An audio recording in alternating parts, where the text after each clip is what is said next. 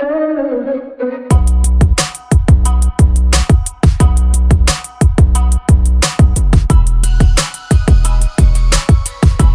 हंस, तू मुस्कुरा, तू रोना कम कर दे, और तू जिंदा है ज़िंदगी के नाम नाक में दम कर दे।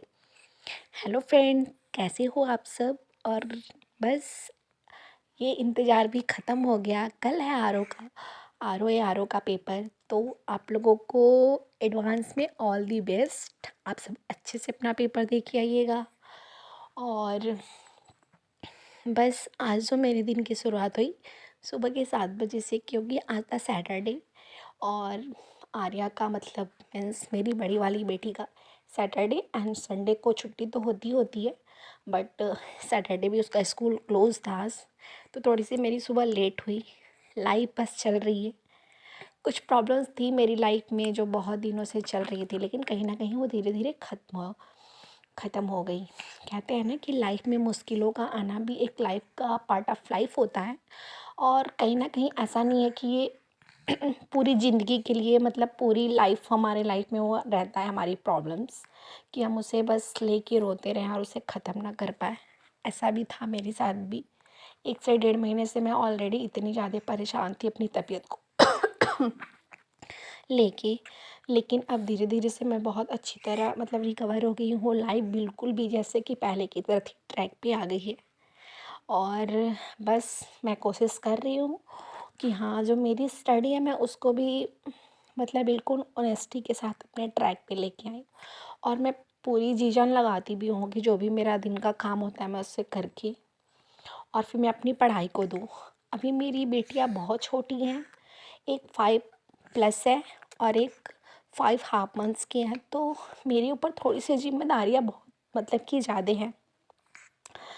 और आफ्टर मैरिज होती भी हैं हम गर्ल्स को कि कहीं ना कहीं हमारे ऊपर बहुत सारे बच्चों का प्रेशर होता है, उनका स्कूल, अपनी स्टडी, हस्बैंड, घर परिवार, लोगों का आना जाना, तो कहीं ना कहीं ये लगा ही रहता है। उसके बावजूद भी अगर हम अपने लिए कुछ सोचते हैं कि हमें अपनी लाइफ में कुछ करना है, तो मुझे ऐसा लगता है कि इससे बड़ा कोई साहस मतलब कि कुछ मोटिवेशन है ही नहीं है।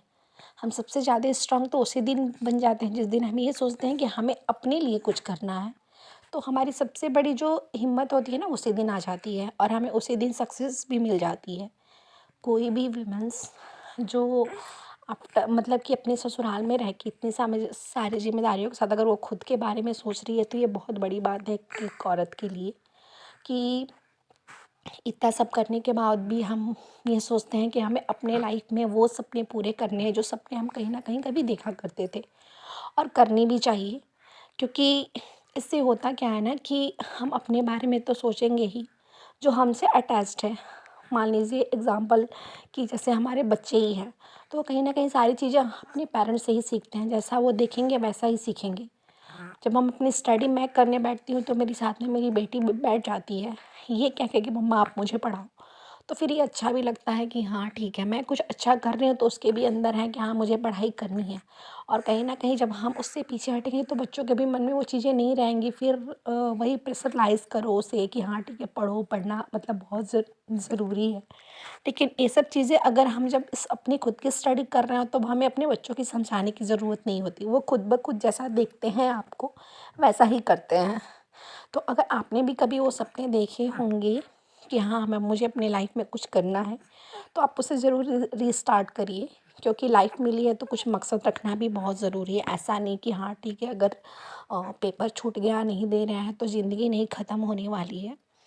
हमें ट्राई करते रहना चाहिए। कब किसकी किस्मत कैसे पलटे ना, ये कोई नहीं जानता। कभी कभी कुछ लोग ऐसे भी होते हैं जो वो बिफोर मैरिज भी हैं, मतलब उनकी शादी भी नहीं हुई है, फिर भी वो प्रिपरेशन कर रहे हैं और शादी के बाद जाके उनको सक्सेस मिलती है। कुछ लोग ऐसे भी हैं जिनके 2-3 बच्चे भी होते हैं, उसके बावजूद भी वो 40+ में जाके जॉब पा देते हैं। तो फिर हम क्यों नहीं? हमारी तो अभी एज है, हमारे पास टाइम भी है, और हाँ हमारे अंदर एक पोटेंशियल भी कि हाँ हमें कुछ करना है अपने लाइफ में।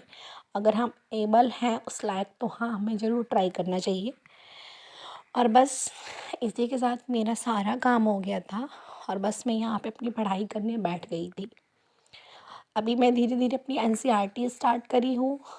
अपना मैं ज़्यादा फोकस उसी पे देती हूँ। और नेक्स्ट देखते हैं कि क्या करना है। अभी बस एनसीईआरटी चल रही है और ये है मेरी आराध्या। तो बस आप सब उनको सुन के एंजॉय करिए और हम फिर मिलेंगे कल। तब तक के लिए बाय बाय, टेक केयर।